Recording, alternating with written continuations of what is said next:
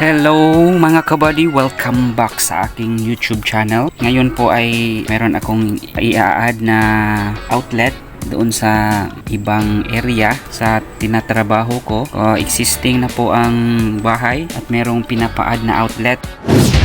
So meron tayong 3 gang convenience outlet dito, flash type. So make sure kapag magtatrabaho tayo ng kuryente, dapat siguraduhin natin na off ang kuryente.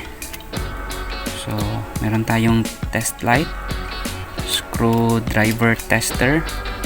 So wala na pong kuryente. Kung mapapansin natin, merong tanda dito. Okay, so siguro ito ay ang live. So we have to make sure kung tama ba na ito ang live. Oh, this one is the live. This one is the ground or the neutral. So ang tanda ay neutral pala. Ito ang live. Mga kabady, pinatay ko na ang power. So wala nang kuryente. So magsimula na tayo. So safety tips po mga kabady, kapag dito tayo kukuha ng kuryente sa outlet, dapat hindi natin i-jumper dito lang sa butas ng outlet, kundi dapat gagawa tayo ng connection mismo sa dalawang wire. So line 1 dito, line 1 din dito, line 2 dito, at saka line 2 dito. Sila talaga ang mag-connect bago tutusok dito. So ang gagawin ko ay kukunin ko ang existing wire.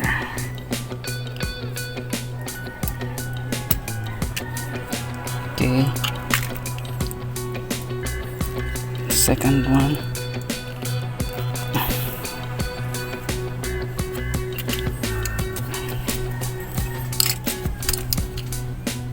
So paano kukunin ang wire? So you just have to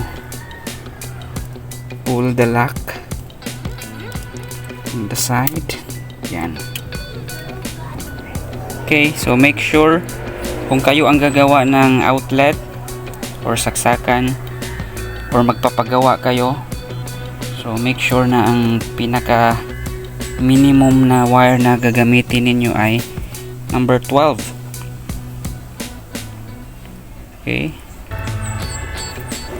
mas mainam kung THHN kasi mataas ang kanyang heat resistant value kumpara sa TW. So meron akong pang jumper dito. So ito ang aking gagamitin. This one. So make sure na ang ija-jumper ay the same number.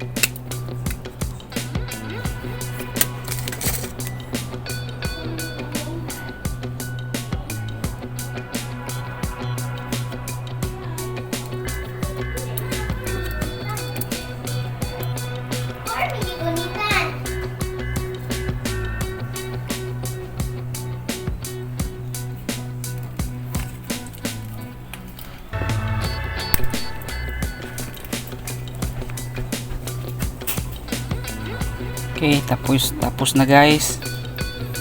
So this is the main wire for the existing outlet. So nag jumper lang ako dito or nag connector. So dito ang connection. Hindi na ito i-tape, safe na. So from the connectors, so dito nagja-jump or nagko-connect. line 1 at line 2. Hindi ko muna ipapasok dito kasi ang semento doon sa kabila ay hindi pa masyadong matigas, baka masira. So ganyan lang muna. So